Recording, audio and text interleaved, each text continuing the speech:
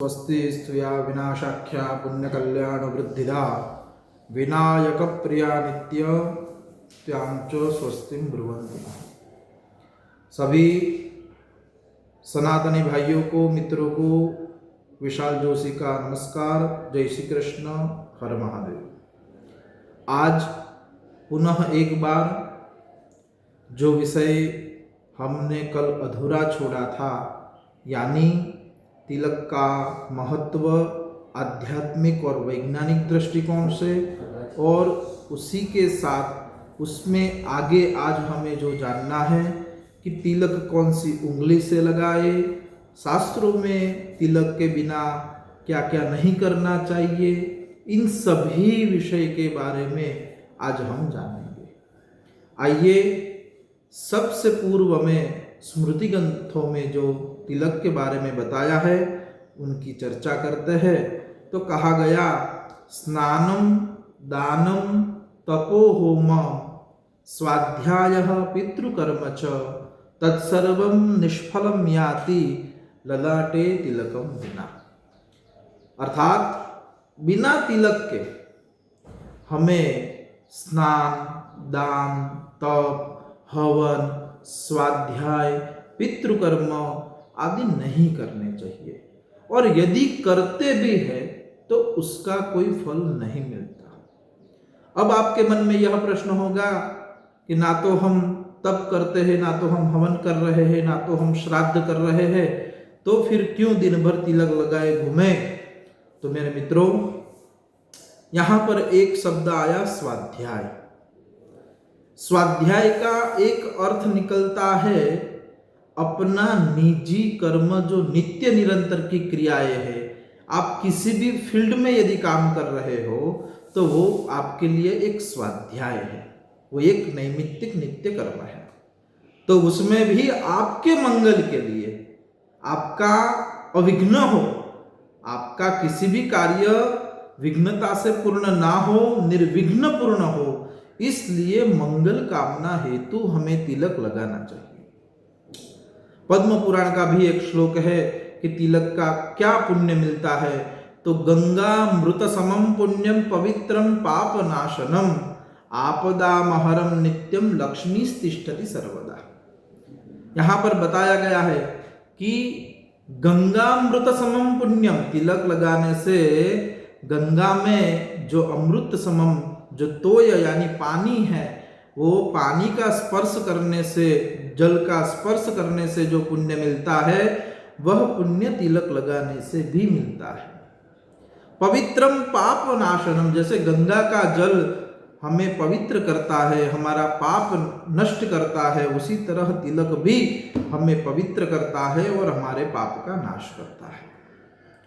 आपदाम अहरम नित्यम, आने वाली आपत्तियों से लड़ता है हमारे लिए।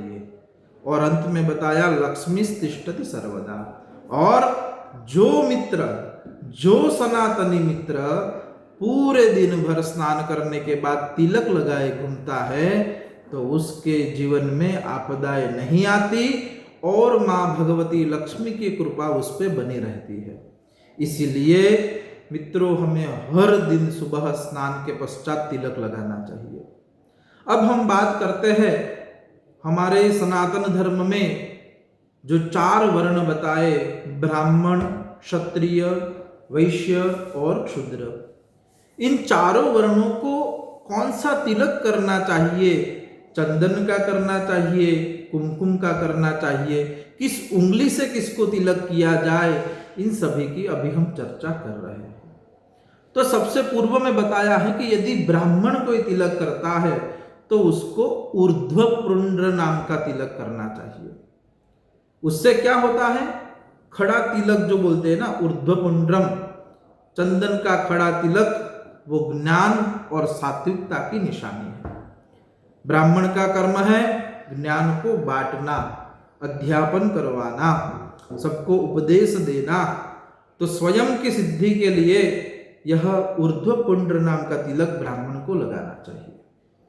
उसके बाद क्षत्रिय, जो रक्षक माना जाता है, जिसमें वीरता का गुण होता है, उसको त्रिपुंड्र करना चाहिए, यानी जो ललाट है उसमें ऐसे 3 रेखाएं करनी चाहिए और हो सके तो उसको रक्त चंदन से तिलक करना चाहिए। तो जो त्रिपुंड है वो बल, शौर्य और पराक्रम का प्रतीक है। वैश्य जो है उसको व्यापार करना है, अर्थोपार्जन करना है, तो उसको केसर हल्दी से युक्त चंदन लगाना चाहिए, क्योंकि पीले रंग का जो तिलक होता है ना, वो समृद्धि, धन और वैभव का प्रतीक होता है। जो सेवा कर्म में रत है यानी चतुर्थ वर्ण, शूद्र वर्ण, उनको कस्तूरी या भस्म का तिलक लगाना चाहिए। और यहाँ पर जो भव्य है उसके मध्य में गोल तिलक जो कर्मनिष्ठता और सादगी का प्रतीक है, वह सेवा कर्मियों को यानी शूद्र वर्ण को लगाना चाहिए। अब प्रश्न हमारे मन में बार बार ये आता है कि कौन सी उंगली से कौन सा तिलक करे। तो उसमें शास्त्र हमें कहता है कि अनामिका भवेन मोक्षम मध्यमा वायुवर्धिनी तर्जनी धनदा प्रोक्ता अंगुष्ठम पुष्टिवर्धनम। यानी अंगूठा जो होता है वो अंगूठे से तिलक लगाने पर हमारी पुष्टि यानी स्वास्थ्य, बल और दीर्घायु की प्राप्ति होती है, जो शुक्र ग्रह से संबंधित है, जो जीवन में शक्ति देता है। अनामिका यानी ये जो मिडल फिंगर के बाद की और अंतिम फिंगर से पूर्व में आने वाली तीसरी जो उंगली है वह अनामिका, जिसको मोक्ष और मानसिक शांति के लिए माना जाता है। यह सूर्य की उंगली मानी जाती है, जो मान, सम्मान और तेज देती है। मेहमान और भगवान की मूर्तियों को, देवताओं को, अतिथियों को इस अनामिका से ही तिलक करना चाहिए। फिर ये जो मिडल फिंगर है, मध्यमा जिसको हम बोलते हैं, वो शनि ग्रह का प्रतीक है।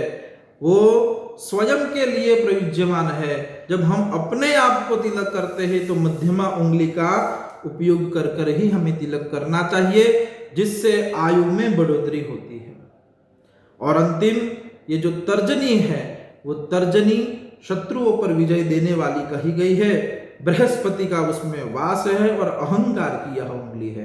तो शास्त्रों में देवताओं और मनुष्यों के लिए ये उंगली वैलिड नहीं है। तो मृत शरीर को या तांत्रिक क्रियाओं में इस उंगली का उपयोग होता है, यानी पितृकर्म में और श्राद्ध कर्म में यह हमें तर्जनी उंगली का प्रयोग करना है। मित्रों, कौन सी उंगली से किसको क्या तिलक करना है इसके बारे में तो हमने जाना, लेकिन चंदन और कुमकुम क्यों लगाए? तो चंदन, वो चंदनम शीतलम लोके, शीतलता का प्रतीक है। चंदन लगाने से मन एकाग्र होता है, भगवान विष्णु की कृपा होती है, मन के विकारों को, क्रोध को, लोभ को शांत करता है। इसलिए वैज्ञानिक दृष्टिकोण से भी हमारा जो शरीर है वो चंदन लगाने से ठंडा रहता है। हमारी जो नर्वस सिस्टम है वो संतुलित रहती है। अत्यधिक गर्मी के कारण होने वाले सिर दर्द में भी राहत होती है। इसलिए मित्रों चंदन लगाना चाहिए। कुमकुम रोली जो है वो कुमकुम हल्दी और चूने के मिश्रण से बनता है, जो लाल रंग का होता है। लाल रंग यानी ऊर्जा का प्रतीक, शक्ति और शौर्य का प्रतीक। तो उसका आध्यात्मिक दृष्टिकोण जो है वो कुमकुम लगाने से देवी लक्ष्मी, भगवती दुर्गा की प्रसन्नता मिलती है, वो उनका प्रतीक है। यानी सौभाग्य के लिए, तेज के लिए, समृद्धि के लिए हमें कुमकुम का तिलक लगाना चाहिए। कुमकुम में जो हल्दी छिपी है वो एंटीबैक्टीरियल होती है, कीटाणु नाशक होती है। इसलिए जब इसे माथे पर लगाया जाता है तो यह त्वचा को स्वस्थ रखता है, आज्ञा चक्र के पास रक्त संचार को सुचारू रूप से बढ़ाता है।